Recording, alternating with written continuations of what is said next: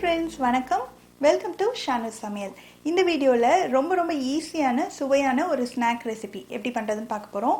இது வந்து ரிப்பன் பக்கோடான்னு சொல்லுவாங்க, இல்லாட்டி ஓலை பக்கோடான்னு சொல்லுவாங்க. இதுக்கு நிறைய பேர் இருக்குது. ஏற்கனவே கிட்டத்தட்ட இதே மாதிரி ஒரு ஸ்நாக் ரெசிபி தான் சீவல், அது போஸ்ட் பண்ணியிருக்கேன். நீங்கள் அந்த ரெசிபி பார்க்கலன்னா அதை ட்ரை பண்ணி பாருங்கள், அதுவும் ரொம்ப நல்லாயிருக்கும். அது வந்து நம்ம பொட்டுக்கடலை மாவு வச்சு பண்ணோம். இன்றைக்கி பண்ண போகிற ரிப்பன் பக்கோடா வந்து கடலை மாவு நிறைய சேர்த்து பண்ண போகிறோம். இதுவுமே வந்து ரொம்ப டேஸ்ட்டாக இருக்கும். வீட்டில் வந்து ஸ்நாக்ஸ் வேணும்னு நினச்சிங்கன்னா டக்குன்னு ஒரு 15-20 நிமிஷத்துலேயே செய்யக்கூடிய ஒரு ரொம்ப ஈஸியான ஸ்நாக்கு. வாங்க எப்படி பண்ணுறதுன்னு பார்க்கலாம்.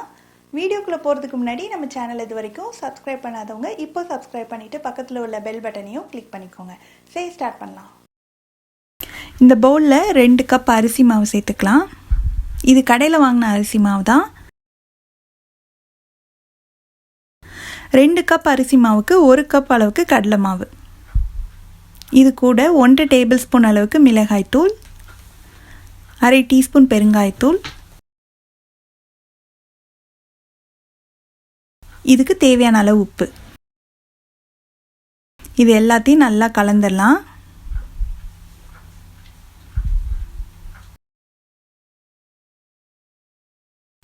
இது கூட 2 டேபிள் ஸ்பூன் அளவுக்கு நல்ல சாஃப்டாக இருக்கிற வெண்ணெய் சேர்த்துக்கலாம். வெண்ணெய்க்கு பதிலாக நீங்கள் நெய் அப்படி இல்லாட்டி நல்ல சூடான எண்ணெய் இதே அளவு சேர்த்திங்கனாலும் நல்லாயிருக்கும். இப்போது இந்த வெண்ணெய் வந்து அந்த மாவோட ஒன்றா கலக்கிற மாதிரி மிக்ஸ் பண்ணிக்கணும்.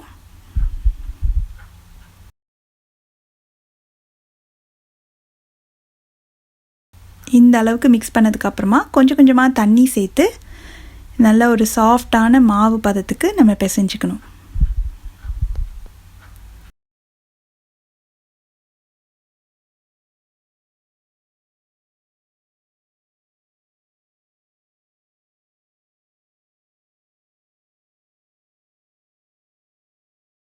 இந்த அளவுக்கு நம்ம மாவு இருக்கிற மாதிரி கொஞ்சமாக தண்ணி சேர்த்து பிசைஞ்சிக்கணும்.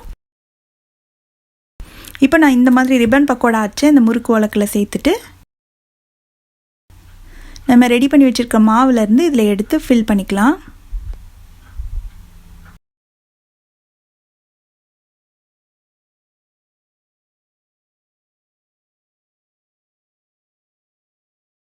ஏற்கனவே இதை போட்டு எடுக்கிறதுக்கு தேவையான அளவு எண்ணெய் ஊற்றி எண்ணெய் நல்லா சூடாயிடுச்சு. இப்போ நம்ம எண்ணெய் மேலேயே டைரெக்டாக அந்த ரிப்பன் பக்கோடாவை பிழிஞ்சிடலாம்.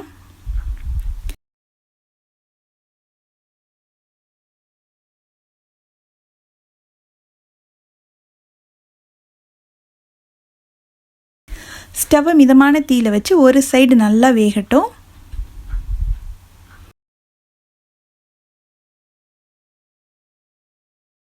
இப்போ திருப்பி போட்டுடலாம்.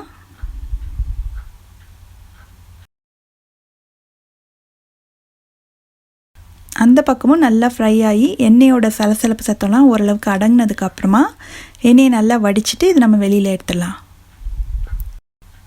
இதே மாதிரி நம்ம ரெடி பண்ணி வச்சுருக்க மாவு எல்லாத்தையுமே கொஞ்சமாக போட்டு இது ஒன்று போல் நல்லா கோல்டன் ப்ரௌன் ஆகி அந்த சலசலப்பு சத்தம்லாம் அடங்கினதுக்கப்புறம் நான் எடுத்தால் தான் நல்ல கிறிஸ்பியாக இருக்கும்.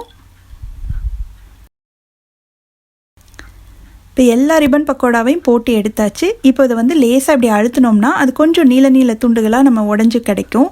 ஏன்னா நம்ம முறுக்கு மாதிரி சுற்றி பிழிகிறோம் இல்லையா, அதனால் இப்படி லேசாக 1-2 உடைச்சோம்னா தான் கரெக்டாக இருக்கும்.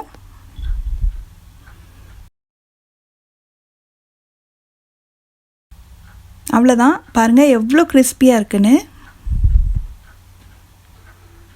ரொம்ப சுவையான ரொம்பவே ஈஸியான ரிப்பன் பக்கோடா எப்படி பண்ணுறதுன்னு பார்த்தோம். நீங்களும் இந்த ரெசிபியை கண்டிப்பாக வீட்டில் ட்ரை பண்ணி பார்த்துட்டு எப்படி வந்ததுன்ற கமெண்ட்ஸை மறக்காமல் ஷேர் பண்ணுங்கள். தேங்க்ஸ் ஃபார் வாட்சிங்.